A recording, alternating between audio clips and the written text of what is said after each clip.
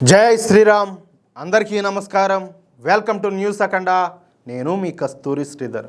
మిత్రులారా, loitering munition అనేది క్షిపణి అలాగే డ్రోన్ యొక్క కలయిక. దీనిని సాధారణంగా కామికేజ్ డ్రోన్ అని లేదా సూసైడ్ డ్రోన్ అని చెప్పి కూడా పిలుస్తారు. యుద్ధ క్షేత్రంలో ఇది ఒక విప్లవాత్మక ఆయుధం అని చెప్పి చెప్పుకోవచ్చు. సాధారణ క్షిపణులు లక్ష్యం వైపు నేరుగా అయితే దూసుకెళ్తాయి, కానీ ఈ లాయిటరింగ్ మ్యూనిషన్ గాల్లోకి ప్రయోగించిన తర్వాత కొంతసేపు టార్గెట్ ఉన్నటువంటి ప్రాంతం పైన చక్కర్లు కొడుతూ వెయిట్ చేస్తూ ఉంటుంది. శత్రువుల యొక్క కదలికలను గుర్తించిన తర్వాతే అది ఆత్మాహుతి దాడి అయితే చేస్తుంది.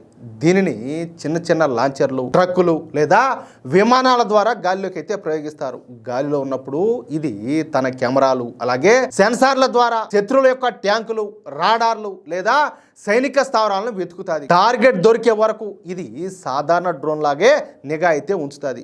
సరైన టార్గెట్ దొరికినప్పుడు ఇది వేగంగా దూసుకెళ్లి ఆ లక్ష్యాన్ని ఢీకొట్టి పేలిపోతుంది. సాధారణ క్షిపణులతో పోలిస్తే వీటి తయారీ ఖర్చు చాలా తక్కువ. వీటిని రిమోట్ ద్వారా కూడా నియంత్రించవచ్చు, కాబట్టి లక్ష్యాన్ని చాలా ఖచ్చితంగా ధ్వంసం చేస్తాయి. ఒకవేళ దాడి అవసరం లేదనిపిస్తే చివరి నిమిషంలో రిమోట్ కంట్రోల్ ద్వారా దాడిని అయితే నిలిపేయచ్చు. ఇవి పరిమాణంలో చిన్నవిగా ఉండటం వల్ల శత్రువుల యొక్క రాడార్ల కంటపడడం కష్టం. ప్రస్తుతం ప్రపంచవ్యాప్తంగా కొన్ని ప్రసిద్ధ లాయిటరింగ్ మ్యూనిషన్లు అయితే ఉన్నాయి. అమెరికా తయారు చేసినటువంటి చిన్నపాటి డ్రోన్లను స్విచ్ బ్లేడ్ అని చెప్పి అంటారు. ఇకపోతే ఇజ్రాయెల్ తయారు చేసినటువంటి పవర్ఫుల్ ఆయుధాన్ని హరోప్ అని చెప్పి పిలుస్తారు. అలాగే ఇరాన్ తయారు చేసినటువంటి డ్రోన్లను షాహెడ్ 136 అని చెప్పి అంటారు. ఈ షాహెడ్ డ్రోన్లనే వాడుకుని రష్యా ఇప్పుడు ఉక్రెయిన్ ఒక ఆట ఆడిస్తుంది. ఇకపోతే ఈ ఆధునిక యుద్ధ తంత్రంలో ఈ లాయిటరింగ్ మ్యూనిషన్లు అత్యంత కీలకంగా మారినాయి. తక్కువ ఖర్చుతో శత్రువుకు భారీ నష్టాన్ని కలిగించడమే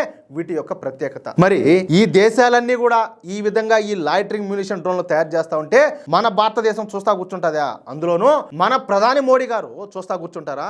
అస్సలు కూర్చోరు. అందుకే ఈ లాయిటరింగ్ మ్యూనిషన్ డ్రోన్లను తయారు చేసేటటువంటి బాధ్యతలను ప్రైవేటు రక్షణ సంస్థలకైతే అప్పగించినారు. వాళ్లకు కావాల్సినటువంటి నిధులు, లాజిస్టిక్స్, టెక్నాలజీను అందించారు. అంతే, నిబే లిమిటెడ్ సంస్థ ఇక ఈ లాయిటరింగ్ మ్యూనిషన్ డ్రోన్ల తయారీ బాధ్యతలను అయితే తీసుకునింది.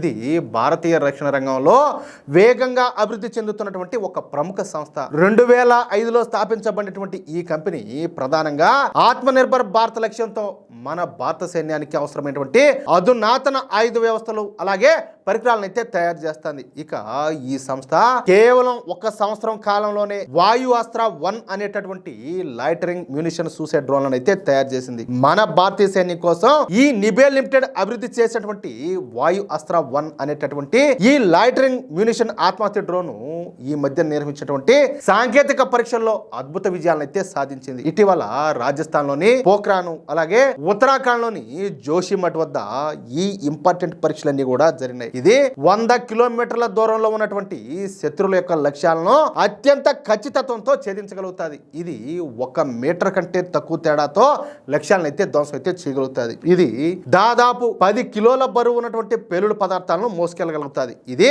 గాలిలో తిరుగుతూ శత్రువుల కోసం వెయిట్ చేసి సరైనటువంటి సమయంలో దాడి అయితే చేస్తుంది. ఒకవేళ దాడిని మధ్యలో ఆపేయాలనుకున్నా లేదా మళ్ళీ దాడి చేయాలన్నా దీనికి ఆ సామర్థ్యం అనేది ఉండటం ఇక్కడ విశేషం అన్నమాట. ఉత్తరాఖండ్ లో 14,000 అడుగుల కంటే ఎక్కువ ఎత్తులో దాదాపు 90 నిమిషాలకు పైగా గాలిలో ప్రయాణించి తన సామర్థ్యాన్ని అయితే ఇది నిరూపించుకున్నది. అంతేకాకుండా ఇన్ఫ్రారెడ్ కెమెరాల సాయంతో రాత్రి సమయంలో కూడా ట్యాంకులను ఖచ్చితత్వంతో ధ్వంసం చేయగలుగుతుంది. ఇది మిషన్ పూర్తయిన తర్వాత దీన్ని సురక్షితంగా రికవరీ చేసి మళ్ళీ ఉపయోగించుకునేటటువంటి వెసులుబాటు కూడా ఉండాలి. ఈ ఆయుధాన్ని ఇజ్రాయెల్ యొక్క లాయిటరింగ్ మ్యూనిషన్ టెక్నాలజీ ఆధారంగా మన భారతీయ అవసరాలకు అనుగుణంగా రూపొందించారు. ఆధునిక యుద్ధ క్షేత్రాల్లో నిఘా పెట్టడానికి అలాగే సుదూర లక్ష్యాలను బద్దలు కొట్టడానికి ఇది మన భారతీయ సైన్యానికి పెద్ద బలంగా అయితే మారుతుంది. తద్వారా ఈ వాయు అస్త్ర 1 అనేది మన ఆత్మనిర్భర్ భారత్ లో భాగంగా స్వదేశీ రక్షణ తయారీ రంగంలో ఒక ముఖ్యమైనటువంటి మైలురాయిగా నిలబడింది. కోట్లాది రూపాయల విలువైనటువంటి ట్యాంకులు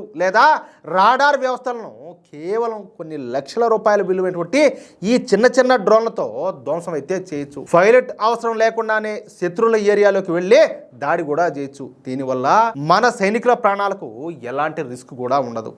ఇవి ఆకాశంలో సైలెంట్గా తిరుగుతూ ఎప్పుడు ఎక్కడి నుంచి దాడి చేస్తాయో తెలియకపోవడం వల్ల శత్రు సైన్యంలో వణుకు పుడుతుంది. సాధారణ క్షిపణులు స్థిరమైనటువంటి టార్గెట్లకు బాగా అయితే పనికొస్తాయి, కానీ మన వాయు అస్త్రాలు మాత్రం కదులుతున్నటువంటి వాహనాలను వెతికి మరీ వేటాడగలుగుతాయి. ఇది సాధారణ డ్రోన్ లాగా గాలిలో తిరుగుతూ శత్రువులను గుర్తించి అవసరమైనప్పుడు ఒక క్షిపణిలాగా మారి లక్ష్యాన్ని అయితే ధ్వంసం చేస్తుంది. శత్రు భూభాగంలో 100 కిలోమీటర్ల లోతు వరకు వెళ్లి దాడి అయితే చేయగలుగుతాయి. ఇది నాగ్ యాంటీ ట్యాంక్ మిసైల్స్, అలాగే 155 mm ఫిరంగి గుండె కంటే కూడా ఎక్కువ ఎఫెక్టివ్గా పవర్ఫుల్గా పనిచేస్తుంది. అంతేకాకుండా యుద్ధ క్షేత్రంలో పరిస్థితిని బట్టి దీన్ని కంట్రోల్ను ఒక బేస్ స్టేషన్ నుంచి 70 కిలోమీటర్ల దూరంలో ఉన్నటువంటి మరొక ఫార్వర్డ్ టీం కూడా బదిలీ అయితే చేయొచ్చు. అంటే ఇకపైన ఈ జిత్తులు మారి నక్కైనటువంటి చైనా, మన శత్రు దేశం పాకిస్తాన్ దేశాలు మన పైన దాడి చేయాలంటే 1కి 100 సార్లు ఆలోచించుకోవాలా. అది విషయం. ఎట్లున్నది న్యూసా మిత్రులారా? ఈ న్యూస్ కనుక మీకు నచ్చినట్లయితే ఖచ్చితంగా ఈ వీడియోని లైక్ చేసి ఈ వీడియోను మీ మిత్రులకు మీరు ఉన్నటువంటి వాట్సాప్ గ్రూపుల్లో తప్పనిసరిగా షేర్ చేయండి. 2 నిమిషాల పని, కనీసం 5 గ్రూపుల్లో షేర్ చేయొచ్చు. ఏమంటారా? అలాగే ఈ వీడియో పైన మీ యొక్క అమూల్యమైనటువంటి అభిప్రాయాలను ఖచ్చితంగా కామెంట్ రూపంలో తెలియజేయండి. ఏమని కామెంట్ చేయాలో మీకు అర్థం కాకపోతే కనీసం జై హింద్ అని చెప్పి కామెంట్ చేయండి. అలాగే ఇంతవరకు మీరు గనక మన ఛానల్ను సబ్స్క్రైబ్ చేసుకున్నట్లయితే ప్రతి ఒక్కరు కూడా మన ఛానల్ను సబ్స్క్రైబ్ చేసుకోండి, సపోర్ట్ చేయండి ప్లీజ్. జై శ్రీరామ్, జై హింద్, భారత్ మాతాకి జై.